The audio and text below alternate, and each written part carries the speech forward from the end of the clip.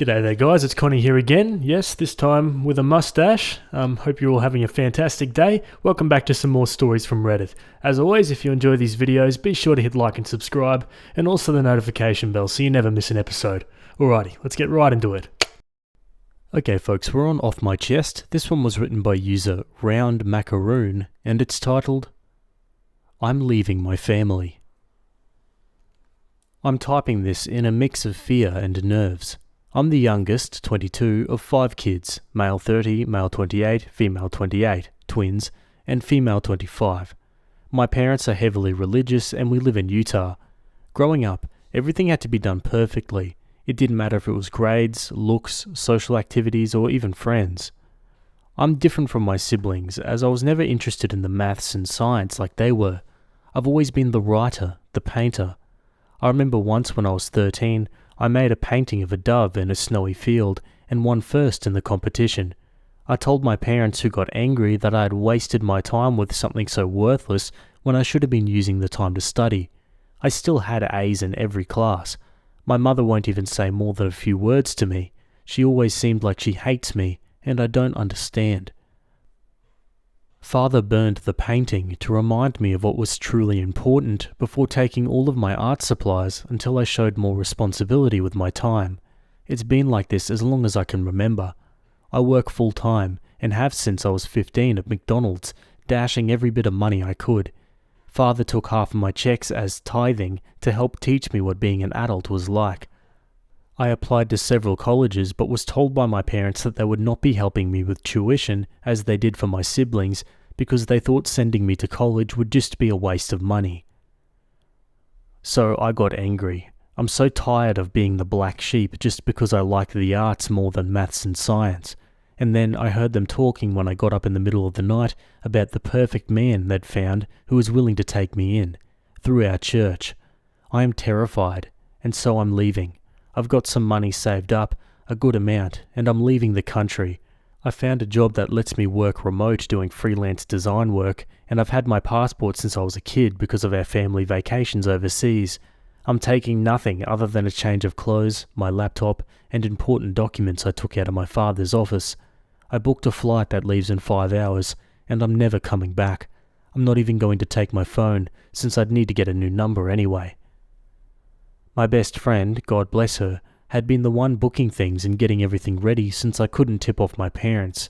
She's also smuggled some of the more important things I can't take to hold on to for me. She's parking down the street, and I'll leave with my smallest suitcase to meet her. I don't know how they'll take this. I'm terrified they'll find a way to drag me back or track me down. They went to bed over an hour ago, but I'm too anxious to sleep.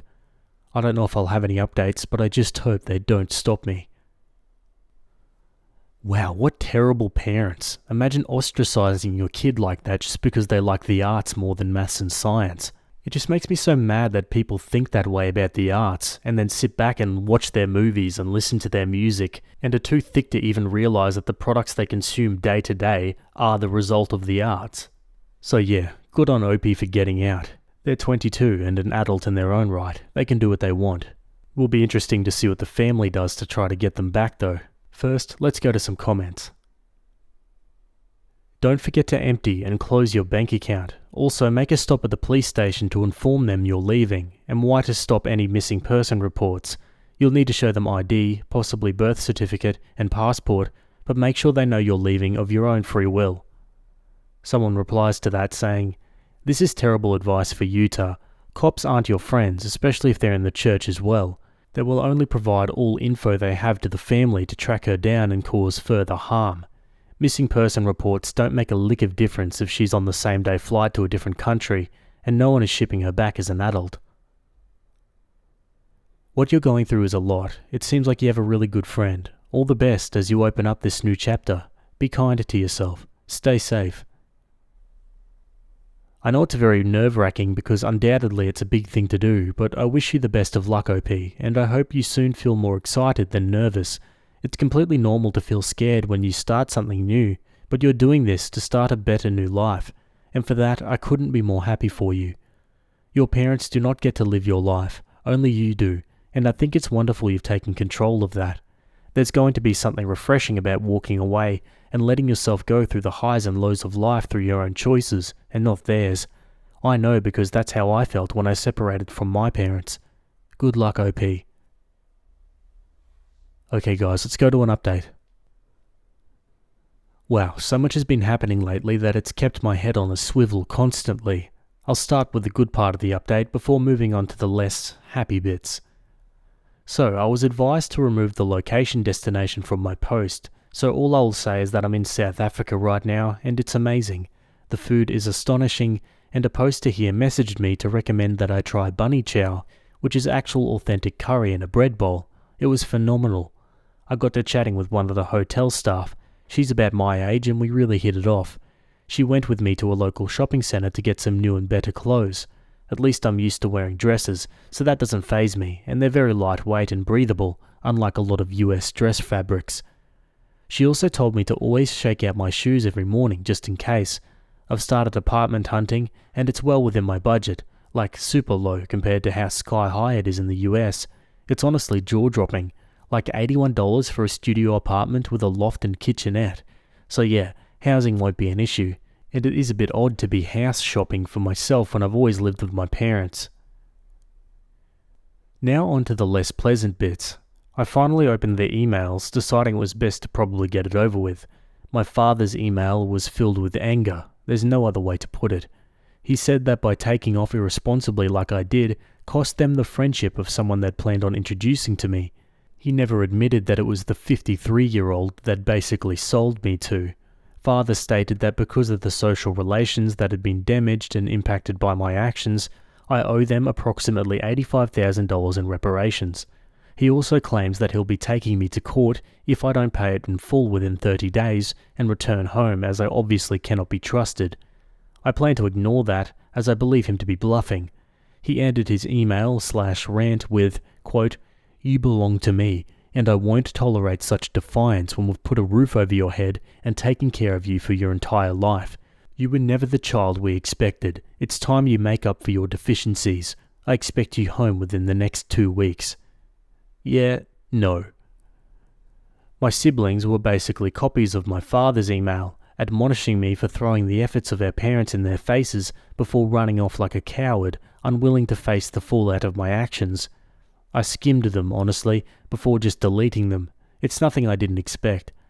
However, my sister-in-law, she's married to my eldest brother, sent her own email before, asking me not to reply, as she would be deleting every sign she sent it from her end. She congratulated me on stepping out on my own and getting away from my parents and their demands. She said that she herself hadn't been strong-willed enough to stand up to her parents when they basically betrothed her to my brother. Which makes sense, as I remember that they met and then married within 6 months, and even then I thought that was a bit strange. She pleaded with me not to return and not to reply. That was it. It was a bit unnerving, honestly, as I do believe her, and I'm sad that she is stuck the way she is. The last email was from my best friend. She said that the morning after I flew out, my parents had been on their doorstep, demanding to see me.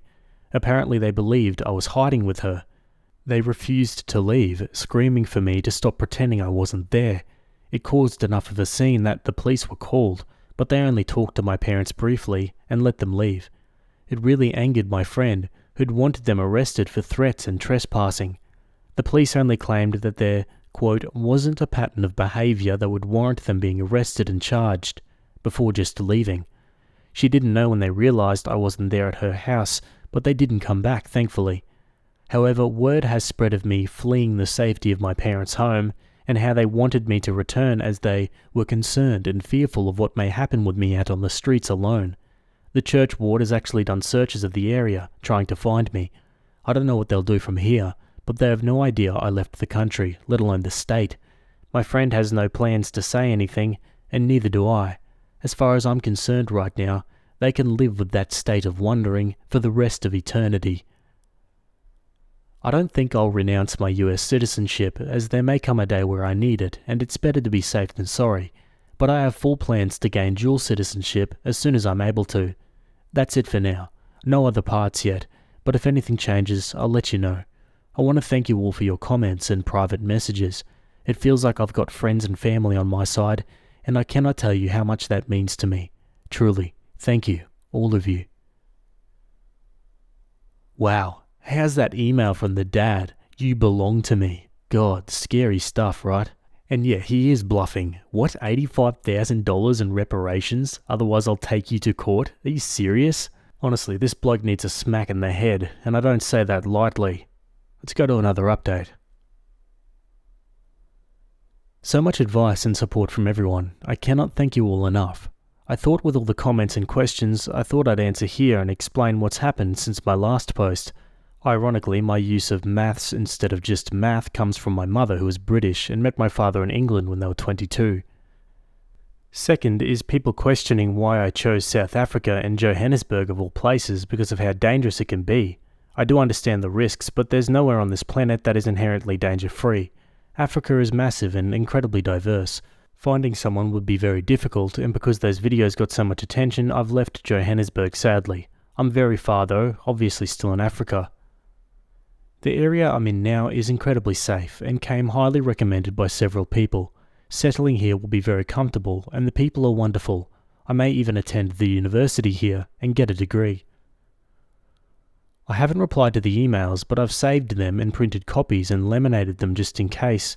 I will not be renouncing my US citizenship, and my passport is good for another 8 years. I don't hate religion, regardless of what it is. In my eyes, a person's relationship with God is incredibly personal. If a person connects with him via camping or walks, long drives listening to music, acts of service, that's their choice, and it's just as valid in my opinion as sitting in a pew is. Possibly more, as they're honest with themselves instead of just putting on a false facade for the public eye. I plan on ignoring any further emails from my family, other than printing them out just in case. They've made several phone calls to my friend who's had fun with them. The first time your father called yelling that I hand you over, I pretended to be cowed and gave him your location. It took him to a strip club. He came back screaming about how I'd embarrassed him. I just hung up on him honestly. She did that each time they called, giving a different location each time. Her favourite was sending my parents to a nudist retreat. My mother passed out apparently.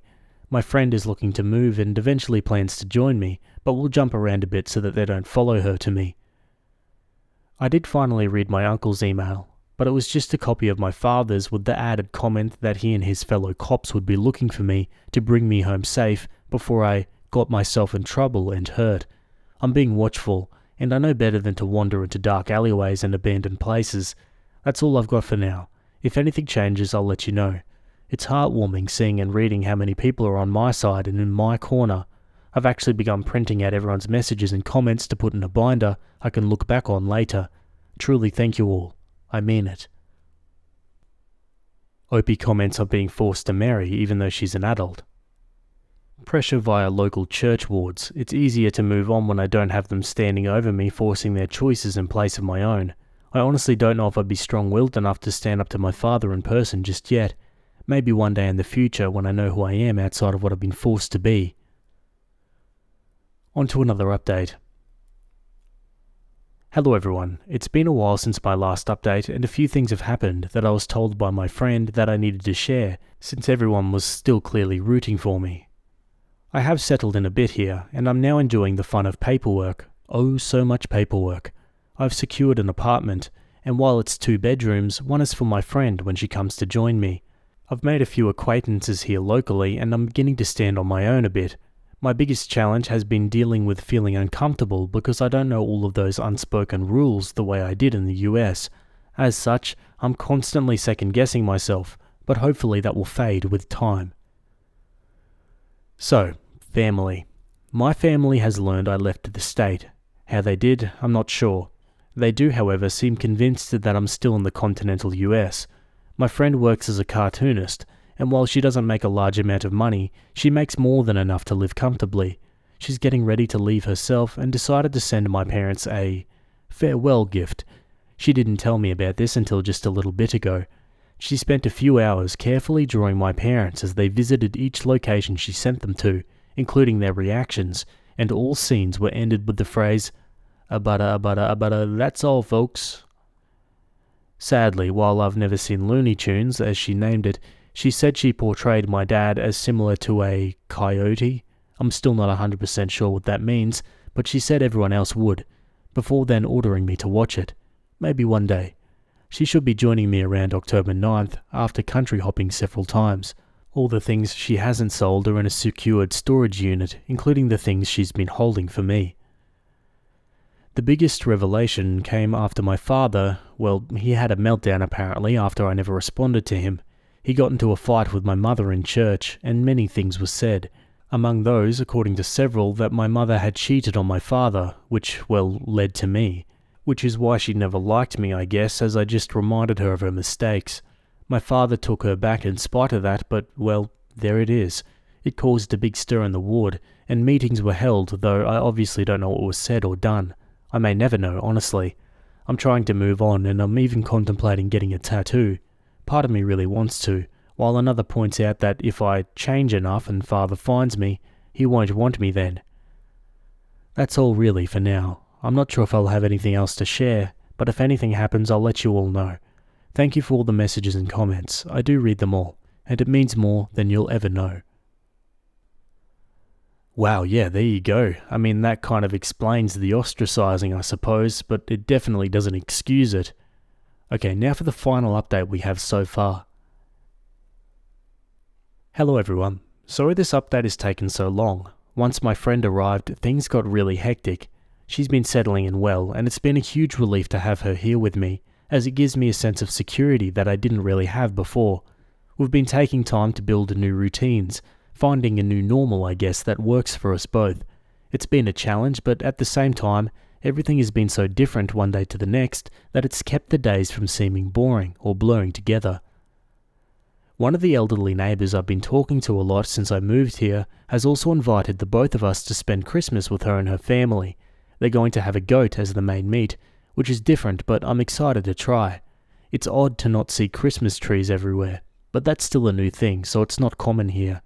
But her granddaughter is teaching my friend and I some of the dances we'll be doing, as Christmas celebrations here are more like a festive party and gathering rather than a slow day spent with just gifts.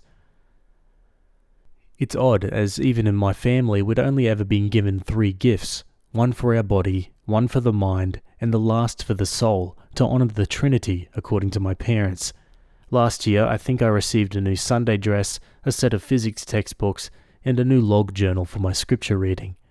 After gift openings, we'd each retreat to our rooms and remain there until dinner was ready, usually made by Mother and myself. Yet here, they're planning on doing our hair, having dances and music with food and laughter. Gifts are still given, obviously, but the day is spent more with those around you than on material things. I'm excited. I've decided to ignore my family for now. I've gotten a lot of questions on why I didn't report them or confront them, and the answer is easy and may seem a bit childish, but the thought of facing them like that terrifies me. I don't want to be around them, talk to them, or think about them. I'm genuinely scared that trying to bring justice will only drag me right back into the mess I ran from. I'm 22, and yet I'm terrified of my own family, so that's why I'm not doing anything to them. I just want to pretend, even only for a little bit, that my life isn't messed up and freakish, if that makes any sense at all. I don't know where I'll be a year from now, but somehow the thought doesn't worry me. I'm happy, genuinely happy, and excited to see where things will go from here. Thank you everyone. Really, I mean it. Looking back, it's mind-blowing how things have changed, and there's still so much I get to do. I know there are people here from all over the world. I'd love to hear your holiday traditions. I don't care if it's not Christmas, I'd just love to hear what you do this time of year, and your traditions. I'm trying to figure out my new normal, and what I like, so I'd love any suggestions, be it food, music, dances, anything really. Wow, there you go folks, and that's the end of that story. I'd love to hear your thoughts down below, and maybe some of your holiday traditions.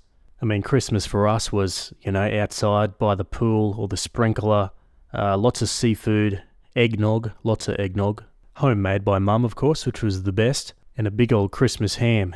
You usually open your presents like early in the morning, have a fruit salad or something, and yeah, you're pretty much done by 4 o'clock, and everyone passes out and watches the cricket. Yeah, good times.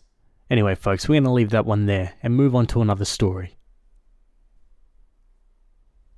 Okay folks, we're jumping over to Am I the A-Hole? This one was written by user Sailor Black Star, and it's titled, Am I the a-hole for not wanting to date a critic of my work? I'm a published author. I'm no James Patterson, Stephen King, etc., and really it's not the purpose of me writing, but I make fun money off my book sales. In a given month I am in the green by $100 to $300 on a new book, depending on the book genre and season when first published. I don't really even do it for the money. Like I said, I have a full-time job and do plenty of other gigs as a performer/artist on the side because it makes me happy. Artistic expression just makes my world brighter and helps me from falling into bad mental health cycles as I'm diagnosed with depression, anxiety and PTSD, or what I like to call the holy bull crappery, blessed be its name. I started writing as a kid because I'm dyslexic, highly. Like, ever see a person when you spell a weirdly spelt word and they look like they want to jump into oncoming traffic? I'm worse. Don't give me verbal directions for F's sake, text it, point, anything. The second my mental word is required to need to know too many words at any given time, I panic. I've tried every class, app, TikTok or life hack. It's not my strength. I'm good at other things like coding or planning events, etc. I have other strengths, so I just do my best and keep swinging like a dyslexic dory. That said, I was teased and bullied relentlessly all through childhood, a lot growing up, and labelled the dunce, so the trauma lives. For an example, I was in my local paper, small town, for an event at school. I was like second grade at the oldest. I made a whole imaginary town out of recycled materials and had a story with it as my end-of-year project. I worked on it for literal months, even figuring out how to make it foldable so it was easier to travel with in my grandfather's minivan. My story had 10 chapters and was handwritten in my messy kid handwriting. I had a teacher, Miss Smith. That's her real name because F that woman and it's common enough. She said my project was low class, but, quote, I guess I shouldn't expect much from you, and she walked off. Her son, my classmate, stomped my project to oblivion. He smashed my Play-Doh figurines at the people and pets, and as if that was not enough, he pointed and laughed at me when I cried. He then put copies of the article with my picture, but added a dunce hat and laughing faces in the school, lunchroom, homeroom, etc. The guy could cure cancer if he used that determination on it, I'll give him that. If you're reading this, Tyler, F you in particular, and may your socks always be just a little damp. I was unlucky enough that when I moved, Tyler's mum happened to as well, so guess who had the privilege of that gem's company for 3 grades? Tyler shoved me into lockers in the 4th grade. He called me dumb every day. In 5th grade, I was called dumb and fat. I was an underweight child. So fast forward, and I'm now in my early 30s, still dyslexic as hell. I live in a different state. I have a life and learned ways to deal with my weird brain and function. I moved on from childhood trauma, therapy, etc., etc. There is a guy I liked, Brian, and Brian seemed to like me too, so we decided to do non-date casual hangouts to see if we vibe enough to consider dating. His words and idea. We hung out one-on-one for several instances, but once he was super late, so I had my laptop out. He saw me when he arrived and asked what I was doing, and I sheepishly responded I was working on my next book. He inquired more, and I told him I published my first when I was 17, and I've published at least once every year since then, and told him of Miss Smith and Tyler, and more horror stories I won't get into, as this is now a novel itself, lol, but that it spurred me to prove them wrong and beat this weird stereotype that neurodivergent folk are dumb, etc. He asked to read it, and I said no. I use a pen name on purpose, as those Amazon reviews can make you want to yeet your own soul from your body, so I keep it separate from everyday life. Well, turns out if you know me and my nerdy joys, my pen name is easy to guess. From there, it's easy to find because I mentioned Amazon, and let's just say my bio makes it pretty clear. At our next meetup, he asked me if I was said author, and my shocked Pikachu face told him everything, so he started reading the stories. He came back the next time we met to laugh and say, I see why you don't put your name on your works. Don't quit your day job. Your writing sucks. And he placed a copy of one of my books down on the bar. I couldn't help but drop my shoulders. He was laughing and talking, not seeing my expression, and kept saying how he wasted hours of his life, and for F's sake someone take my laptop as it might be a lethal weapon meant to kill us all with boredom. Turns out he's not into mysteries or fantasy. I said that maybe it's just not his genre, and he said it wasn't, but an R-word 3rd grader could have done better. And it's a good thing that I'm good at my job. It was then that I could see he actually took in my expression and he backtracked. I mean, you clearly don't do it for money, so it's whatever, right? And said I have other strengths, but he did not believe at all that I make money off this. He asserted that surely I buy my good reviews and probably bulk buy my own books to improve sales. I don't do any of that. I just smiled it away and said, well, I can't please everyone, but I did make $250 this month from the sales of my last book alone, so some people must like it, and laughed it off. But I knew then and there I didn't want to pursue him anymore. When he texted to see if I planned our next hangout, I was honest and texted back that I wasn't interested and said that while I can take a note or any criticism, the way he went about it was hurtful and I don't want to be with someone who treats me that way for a hobby, that we're different people but I would like to remain friends, as otherwise we get on well, but nothing more. He went off on me, saying I picked the wrong time to lash out as he was having a bad day, and now I've made it worse, and that I'm so rude and petty to be mad at honest criticism. He said that if I'm so sensitive over honest opinions, good luck finding anyone who would want my dumb ass, since looks are all I have with makeup and work and nothing between the ears. I blocked him, but we have a mutual friend group and almost all of them have been asking me what's going on and that I broke his heart. I was thinking, what? How? They said he's been depressed and asking about me and figured out I blocked him on everything and wants to give me a birthday gift. My birthday party was last week and I didn't invite him. My friends are saying we're adults and this is immature. I mean, I'm not a saint and I have toxic traits too, but I don't want to be with someone who criticizes me and my work that way and treats me like Bantha Poodoo. Am I crazy? Am I the a-hole? No, I totally agree with OP here. The way he went about it was completely wrong. Like, regardless of your relationship with that person, that is not how you give criticism or whatever he wanted to call whatever he said. Let's go to some comments.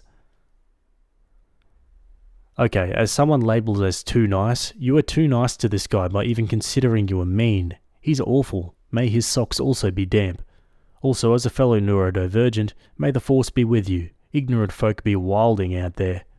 OP says, and also with you. Wow, he could give honest criticism while laughing and being snarky, ugly and rude, but then he has a giant hissy fit when you give him feedback that therefore you aren't interested and because he was having a bad day. Not the a-hole. You were wise to steer clear of the bullying man-child. OP replies, thank you, I was freaking out as if maybe I'm the minority and acting like a child. I'm open to opinions on my work. I do enjoy the separation of having a pen name, but the way it was delivered is not what I want to live with. Dude, I wish I could post memes here because the one with the book cover inside a cage titled Why Men Deserve to Be in Cages fits nicely here, as does the lion, the witch, and the audacity of this bee. Because seriously, the frickin' sheer audacity, not the a-hole. Alrighty, on to an update. Hi, so for anyone who cares to know, Brian told all our friends that I rubbed my achievements in his face and called him an idiot. I never said anything like that. He told them also about my post, so he found it somehow and started telling everyone that I'm trying to slander him as, quote, girls can ruin a man's reputation by snapping her fingers, and suggested my next move would be to say he assaulted me. Some of our friends came at me hard, saying I was bullying him and trying to ruin his rep, and all he did was ask a girl he liked out for drinks, and that I need to apologise and just suck it up and go to drinks with him. They since have either outright not invited me out with the group, or disinvited me to events, and it was really hard to accept. I was really confused because he was the one who made fun of me, and I wrestled with myself going over every talk again and again, wondering if I inadvertently said or did something to upset him. It wasn't until I checked our text and message history that it occurred to me to send the screenshots, as he called me a moron, and then when I rejected him he called me fat, desperate and stupid, and there were more such messages after he found my book series. So I took screenshots and sent it to my friends, and they were shocked. Apparently, according to Brian, my outwardly sweet demeanour hides my judgmental and cruel side, and that I strung him along and called him a loser when I told him I wasn't interested in dating him. I even pettily went back before all of this and screenshot some of his rude or mean texts he made, and I screenshotted my actual rejection text and his response and sent that along as well. Now the tides have shifted and most of our friends think he was the a-hole, and two of our friends are saying I'm sending my choice of screenshots to make him out to be a villain, and that they've seen the real screenshots of me bullying him. I asked them to produce such screenshots, but they refused and said I wouldn't be worried about them if I was innocent, as some sort of gotcha. I feel really bad as I wanted to stay friendly, but I can never look at him with any semblance of respect anymore. I'm glad it's cleared up with my friends, sans the two holdouts, but they're now also on the outs with the group, so things are looking back to normal. I have my first publishing party for my next book, and everyone is invited but them. Weird way it all ended, but oh well. And that's not the end. Opie makes another update.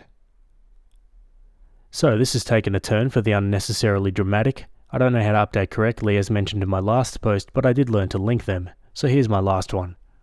Anyways, I'd opted to ignore Brian and any attempt he made to get a rise out of me. He apologised to the group, but then said he was forced to or be ostracised. He said I was using my social capital to go after him and had since been trying to get any direct cruel words from me, which I've not provided him. After a month, I can list my top 5 favourites. 1.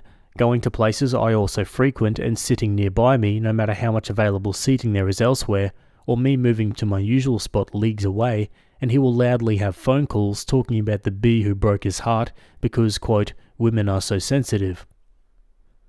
2. Getting an alt account on nearly all social media to find me and follow my accounts which are public, as a workaround in my blocking him, to comment reviews on any of my art, books, acting, modelling, doesn't matter. He'll comment a reason I suck, and then will simply make a new account when I block the last one and delete his comments. 3. Anytime the group chat pops off with invites to events and I say I'm going, he'll reply to that with, quote, my girlfriend is the kindest person, but I don't think she'd like me hanging out with you, etc. And if I don't reply to invites until he is, he'll say it's a good thing I'm not coming because of his girlfriend, or that now he can't come because if I come his girlfriend will be upset I'm hanging with an ex. We never dated. When any of us ask who his girlfriend is, he says she's shy, God, say that 5 times fast, and he'll introduce her eventually, etc. 4. I'm speaking at a conference and got excited and shared in the group chat and everyone congratulated me, but he said that was okay but not newsworthy, and then looked up the conference and saw I have a relative also presenting and suggested that's how I got the spot and not on my own merit. 5. Revealing this Reddit name to the friend group and linking my first post as proof I bully him, despite not speaking to him, not naming him, and leaving out most, if not all, identifying info about him. He's insisting I edited out the worst parts and I can't prove I didn't, so whatever. So all that has been happening, and yes, I unblocked his phone number, only because it was screwing up what I was seeing in the group chat, and I got lazy and didn't figure it out. Plus, he doesn't text me directly anymore anyway. Well, about a week ago, I went up to house sit for my parents, a small drive away from my own home, and was due to stay for about a week. I only told the few friends in the group that didn't side with Brian the first round of BS. I used this time to go to work and then spend my non-working hours on my book, and I came up with a new pen name. I decided to revamp the whole fictional universe I created and was excited after I designed the cover for my first next book. I shared it with all in the group, but him and his 2 flying monkeys, but he found out about it anyway and flipped out in the group chat saying I was trying to show off again and that I was trying to steal his spotlight, as we all know damn well he is publishing his first book on Amazon this summer, and me publishing mine at the same time with my fancy cover, etc., was just another form of bullying. He akined it to if I wore white at his wedding. I have to be honest here, I had enough.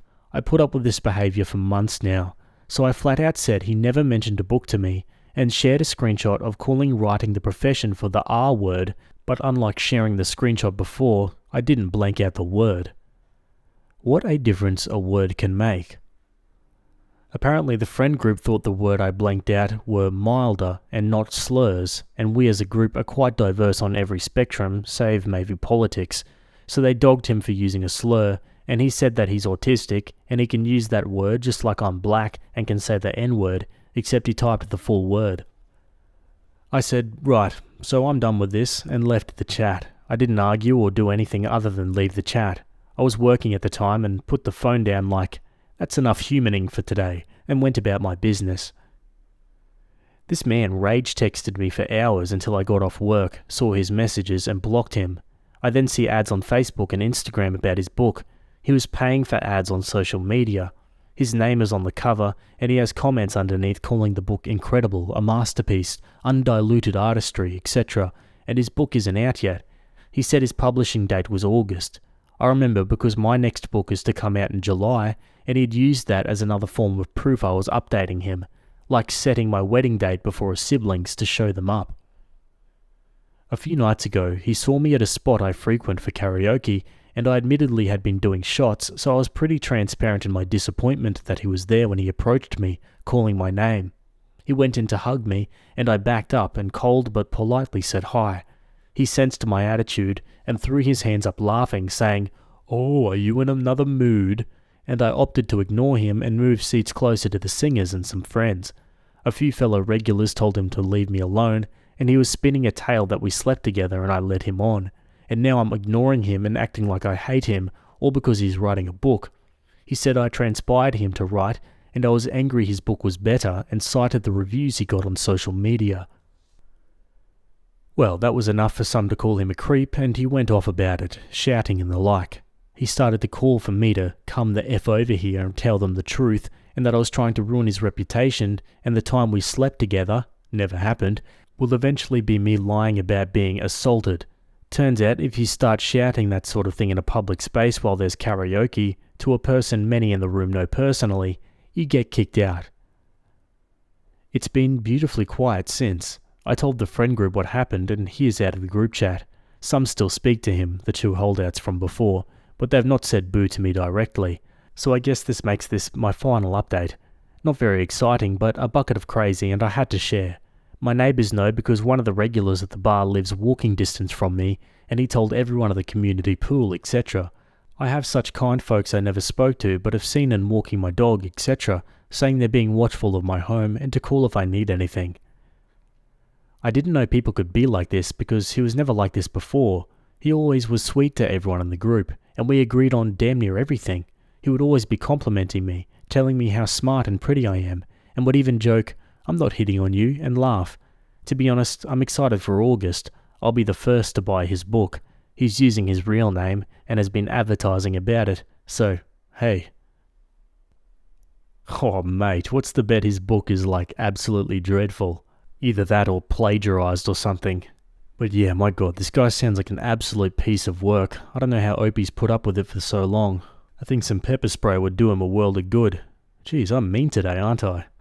Anyway, let's go to the final update. So, Brian's promised book came out on the 1st. The cover art looks AI generated, and I know he's really into a site or program called Midjourney that he makes memes with this month on Amazon. His page promises that it's the start of a series. Even before it came out, it had reviews raving about it being a masterpiece, so okay, I went and bought myself a copy. It's a fantasy story, about 30-ish chapters. I don't want to say too many details that could identify him or myself, even though I don't overly believe too many others read it, but I suppose I can share that it's smutty, but like in a way horny teenaged boys would want it to be, if that makes sense. I actually read the whole thing. There is an elf character by my real first name that the main character sleeps with, and she is described remarkably similar to my appearance, including my non-natural coloured hair. She ends up being outed as a narcissistic traitor and is killed, like Game of Thrones style dead. I talked to some friends that know the both of us about it and even brought the book, and we spent a good chunk of time reading pieces of it over drinks, and my friends agree it's a rage write. They even pointed out other characters named, and given the vague appearance of other people Brian knows or has talked about, and the ones we know he doesn't like, such as our friend group that cut ties with him, all have something awful done to them, and characters with the names of his two friends that sided with him, still waiting on those screenshots and proof I bullied this man, guys, became rulers in this fictional land and were portrayed as heroic sidekicks to the main character that has his real name, and of course is the hero of the story. It had several plot holes, and I'm not trying to be mean, but it didn't have an editor, and it showed. I promised I'm not trying to be cruel about this because the dude did write a book, and I know from personal experience that in and of itself is a hell of a feat. It's hard and at times infuriating, and it takes a lot of dedication and time. I'm not trying to belittle his efforts at all, fair play to that, but it's quite clear it was rushed. The chapters vary in length, with some being super weirdly short and choppy, and others being super long and wordy. If you write a book, have it edited. Trust me on this. I'm a wordy person too, if you haven't noticed. Plus my brain has a hard time with typos and the like. You don't want something out there not read over at least once at the very least by someone you know to check for these issues. Brian saw me about a week ago out and about, and he beelined to me. He was zeroed in on me. I knew what was happening before he even opened his mouth. He needed to talk about his book. He was so nice to me, it was actually uncomfortably nice, but I can't explain the look in his eyes. He hates me. He launched into the whole story that he wrote a book too, and it was so easy, and it's selling really well. Probably better than mine. His exact wording, because it was such an obvious jab I couldn't forget, was, "Yeah, I was so surprised, I think I have like double your numbers or something. Maybe it's how I marketed it or something. Maybe you should try," and he went on to give me tips that I so clearly needed. Then it was time for him to hand me a copy to give it a read. I told him, "Oh, I have a copy. I bought it as soon as I could." He looked shocked at that, and I said that I of course wanted to support other authors, and he was like, "You did, huh? Where is it?" And I said I let a friend borrow it, and he handed me a copy anyway, alluding to the fact that he figured I was lying or being sarcastic. I'd previously taken a picture to send to a friend via text, so I showed him the photo on my phone of his book on my coffee table, and he sort of glossed over that with a, "Well, now you have an extra so your friend can keep the other one." I thanked him and turned to move on with my day, but he sort of moved into my path and asked me if I read it, and then what I thought of it. I shrugged and he had this grin and muttered loudly, "Yeah, I thought you acted that way," but I just kept moving. A mutual friend sent a screenshot of his Facebook post that he posted that evening of how jealous people are so funny and pathetic, and that his book has record sales. The same friend then commented on the post asking for a pic of the dashboard that would show said sales, and he commented a photo I sent in our old friend group chat of my sales from several months ago when I got a bump in sales. So my friend took the time to scroll back into the chat, screenshot that part showing it was mine, and commented it under that, which caused a lot of drama in the comments. People went from congratulations to WTF quick, and Brian deleted the entire post and blocked my friend. Since then, he's been avoiding me publicly, but keeping up his fake social media profiles and insulting me every chance he can. He talks to himself as alternate accounts gossiping about how I'm fake, rude, a bully, jealous, and the like. If I block one, another one pops up, and a comment will appear from another account outing me as someone who blocks anyone I don't agree with for calling me out. I stopped blocking mostly because in our new friend group chat we post screenshots of the comments and messages, and it's become a sort of game to spot his accounts. So, Brian, because I know you're reading this, I'll be keeping this account, and I've found writer subs here I'll be joining. You're welcome to follow this account, and good luck on your sequel. I'll be the first to buy it. P.S. Thanks for the boost on social media as well. It's helped make my accounts more visible. I appreciate the free marketing. Okay folks, and that's the final update for that one so far. God, the thought of Brian on like multiple different accounts and multiple different devices, like talking to himself in the comments, is pretty hilarious to me. What an idiot. Anyway, I'd love to hear your thoughts about this one. Let me know down in the comments.